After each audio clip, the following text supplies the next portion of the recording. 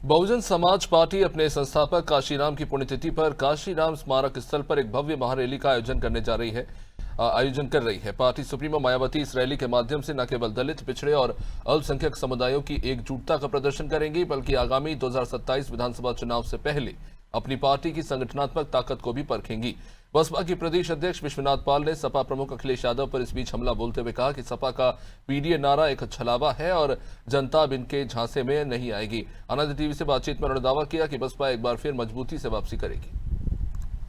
9 अक्टूबर को काशीराम की पुण्यतिथि के अवसर पर मायावती एक महारैली करने जा रही है। इस रैली का आयोजन जो है वो राजधानी लखनऊ स्थित काशीराम स्मारक स्थल में किया जाएगा। ये मैदान आप देख सकते हैं, इस मैदान की क्षमता 5 लाख है और उम्मीद भी जताई जा रही है कि बसपा के जो समर्थकों का जो भीड़ है वो 5 लाख से अधिक का हो सकता है, ऐसी उम्मीद है। फिलहाल कहा जाता है कि 2007 में जिस तरीके का मायावती ने विधानसभा चुनाव में प्रदर्शन किया था, उस विधानसभा चुनाव से पहले वो यही मैदान है जहां पर मायावती ने एक बड़ी रैली की थी जिसमें 5 लाख तक की भीड़ जुटी थी। इसके बाद से ही ये इतिहास रहा है कि किसी भी पार्टी ने उस तरीके की भीड़ नहीं जुटा पाई है और जब जब मायावती इस तरीके का वृहद स्तर पर प्रदर्शन करती हैं तो वो सियासत में कहीं ना कहीं हलचल मचाने वाला होता है और विपक्षी पार्टियों के लिए भी चुनौती पेश करने वाला होता है। फिलहाल मायावती का 2027 से पहले 2027 के विधानसभा चुनाव से पहले ये जो शक्ति प्रदर्शन यहाँ देखने को मिलेगा वो कहीं ना कहीं ये बताया जा रहा है कि जो उनके कार्यकर्ता हैं, जो उनके बसपा के समर्थक है, कहीं ना कहीं उनके अंदर नया उत्साह और नई ऊर्जा के साथ 2027 के विधानसभा चुनाव में उतरने का एक मूल मंत्र मायावती भी मंच से यहाँ से वो संबोधित करते नजर आएंगे और उनको मूल मंत्र देंगी।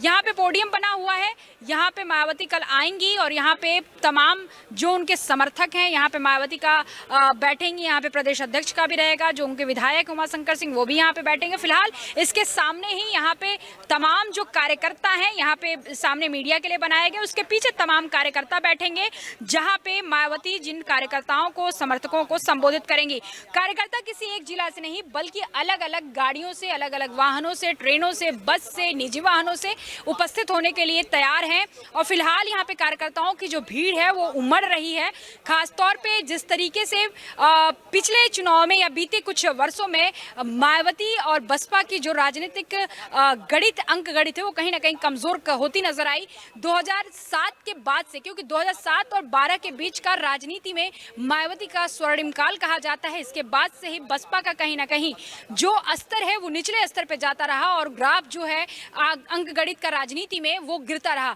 देखा गया है कि मायावती की जो पार्टी है वो 2007 में तो एक बड़े स्तर पर चुनाव जीतती है, लेकिन 2012, 2017 और 2022 के बाद जिस तरीके का वोट शेयर है वो कहीं ना कहीं कमजोर पड़ता नजर आता है। और जो 2007 में जो मायावती ने 30% वोट के साथ सत्ता हासिल की थी, वही मायावती आज के वर्तमान समय में 2022 के विधानसभा चुनाव में एक सीट मतलब एक विधायक के साथ वो सिर्फ और सिर्फ 12% वोट शेयर पे अपना अधिकार रखती हैं। फिलहाल कहीं ना कहीं शक्ति प्रदर्शन के जरिए मायावती की कोशिश है कि किस तरीके से अपनी पार्टी को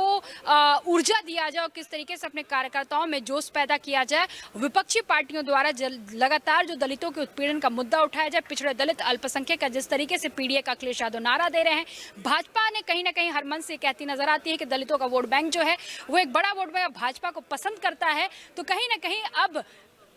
मायावती का इस रैली के जरिए कहीं ना कहीं कई संदेश देती नजर आएंगी और कहीं ना कहीं उन तमाम तिलिस्म को तोड़ती नजर आएंगी जिसे ये कहा जाता है कि मायावती के जो वोटर्स हैं वो बिखर चुके हैं। मायावती की पूरी कोशिश होगी इस रैली के जरिए कि कैसे अपने खोए जनाधार को एक बार फिर एक लामबंद किया जाए। कैमरामैन निशान के साथ मैं जया सिंह, अनादि टीवी, लखनऊ।